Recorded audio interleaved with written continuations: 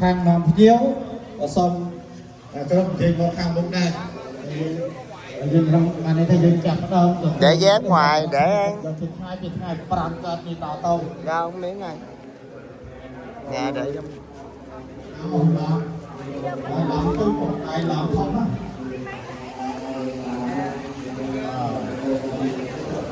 để gốc nào trồng lên chỗ á, để gốc nào trồng lên chỗ nhà mình nè.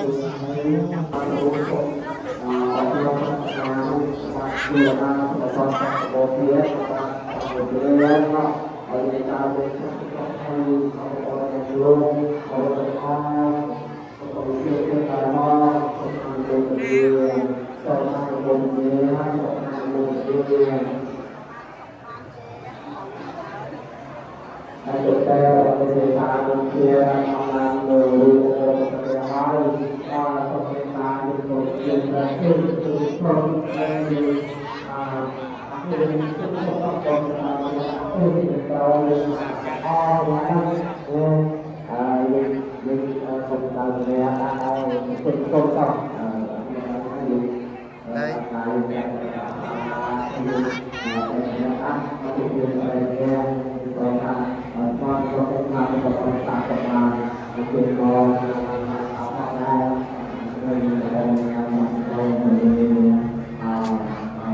Trong đó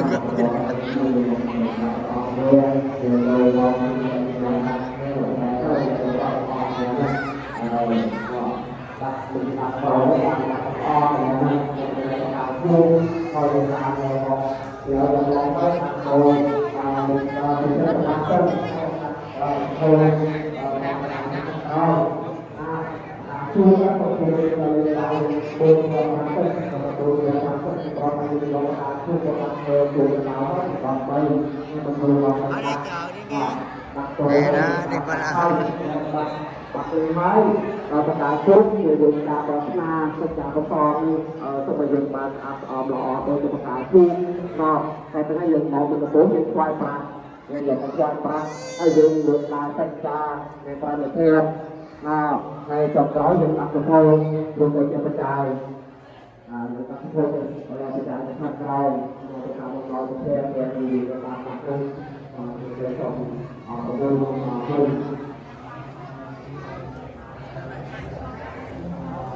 Rồi xong dây nhận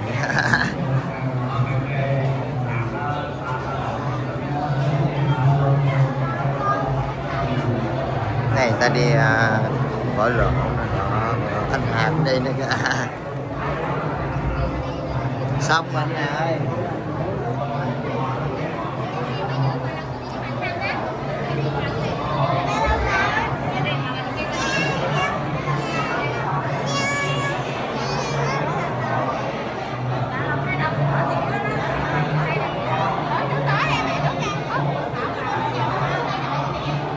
người ta người ta người ta nó bán cho cái bạc chuông rồi mình xin hô cái đây mình buông cho bạc chuông bạc khoai bạc của thằng ta đây rồi bạc chuông này khoai rồi bên này bây giờ cái nhà mình thuê làm sao rồi đâu rồi cô rồi người ta thì quan trọng tạo tiền nó bây giờ con bây giờ làm bỏ lỗ xong rồi hơn là còn dép.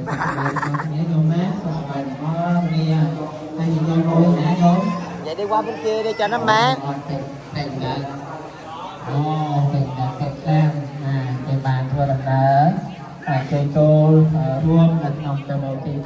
Để hỏi. Để hỏi chỗ nào cột chỉ vậy ta.ประเภทเราในจะประกอบประกาศติการประกาศนาบัตรซังคณะกรรมการยำยมเจ้าพนักงานบริษัทในคณะจำลองเสียงวัด để hỏi mấy nó coi chỗ nào cột chỉ vậy. ทางเราที่พอเป็นจอการใส่มาด้วยส้มบัตรสนิทก็ได้ยำยมประกอบที่อายุวันนั้นเกี่ยวกับละไม่ที่อะไรเข้ามาโน้ตนี้สำหรับโน้ตนี้ว่า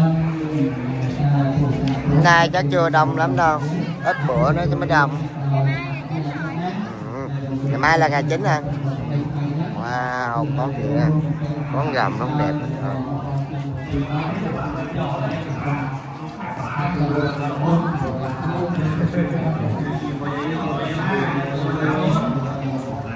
Wow, này đẹp nè.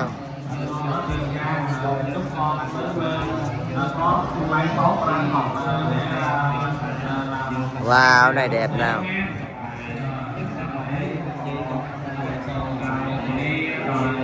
Wow, cái con này đẹp ghê ha. Ồ, góc bên đó kìa ha.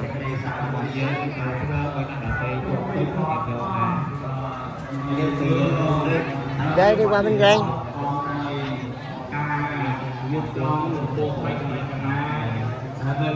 Có ai chụp hình gì không?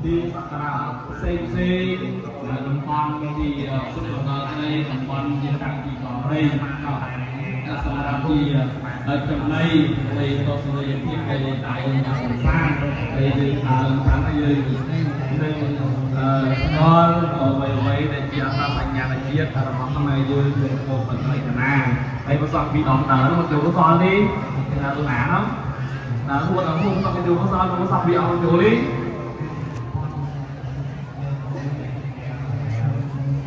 thì mẫu nó cái chạ vậy tại vì đây cầm sang bàn mà dân đây cầm sang bàn luôn sâu sạp là hay là hơi sọc xoáy mình nè thì rèn một lung rồi xí thu quá luôn ta rèn một rồi xí thu chủ có sò lên nó bò bạn của anh cùng lúc bạn đó chia số đông chia sốc xoáy làm thế đó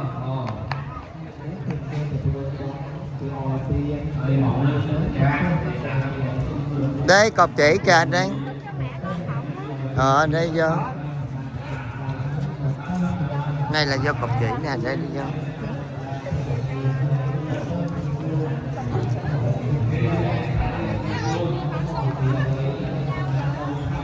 Ban tù là pro sập đèn to tê pro này Bên kia là gì nước kìa? đèn to tới sao cảnh này ban nắp bên bên sập đám đèn bên đủ tê sập bên đã đều là sập bên đã đều là sập bên đãมีอารมณ์เราหดประสาทเราคอยจำนวนที่บางนามในตะบานสนามตะบานแจในตะบานแจเฮ้ยบานดึงในตะแจดึงเมียnó khọt lèn bàn chè đừng tô đừng tôm đừng cun đừng tô Này cho tối ta bắn pháo hoa mèn cun đừng ăn cਰੂ ô mà chia ye chai chè ăn mèn cun đừng thà nặng đi mèn cun mọi lời luôn đừng thà nặng đi bán thơ ở pơ mèn phải dội mọi lời luôn đừng thà cả len đi ma đừng thà cả len đu con đừng thà cả len đi sóc đừng thà cả len đu túc mìa nó ai cọp len bàn chứ mình chọn tê rồi quỷ tê xa trongแบบสอบยาอะไรตอนนี้เอาบอกเอามันจั่วต่อตามสเตียนึงกำลังตรอบนะไปยังแมนสเตียเฮ้ยเขาวางตรอบมาตัวมันบานเจริญได้กับปันแต้ตัวติ๊กติ๊กสันซึมกับปันแต้ตัวở bánยึกยอบở bàn rơi rơiตายเยอะมันตัวở bàn rơi rơi thế chặtเยอะชอบบาดเจริญนะบาดก็ออกสปอร์ตเลยเจ็บเลยเจ็บเราแน่ตัวở bànยึกยอบở bàn rơi rơi tới chặt mọi dưới cho chặt mai là tao bọt đi mình thôi đây ngon là tao học từ ma tạo lại tập bùa cái con về dĩa cái việc rồi nè về dĩa mình ma mình tay mình sờ bay mình cà đó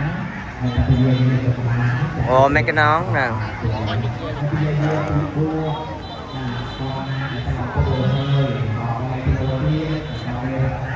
Ồ, mấy cái lu nè. Lu này giống như mà đựng mắm á. Đâu phải giống bươn bò ơi.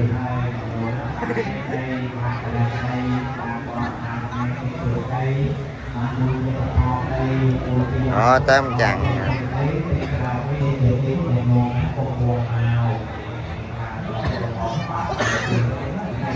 Quá trời ông chàng.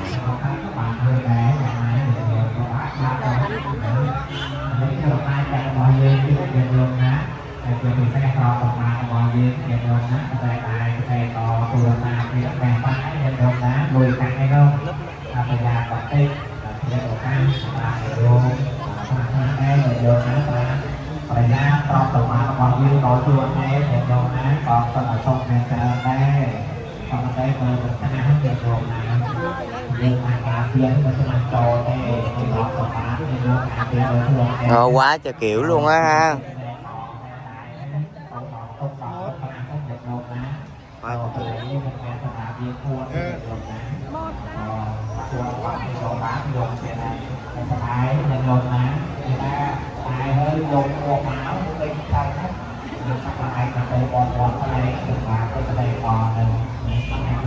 Hát gì đâu. Ồ, đây mới có mấy ông Phật nè.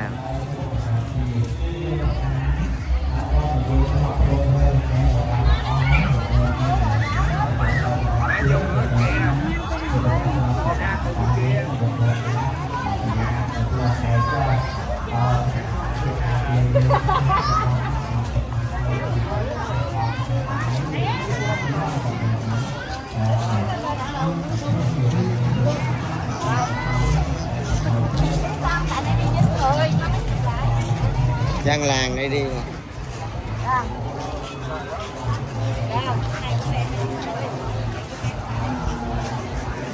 Đẹp ha.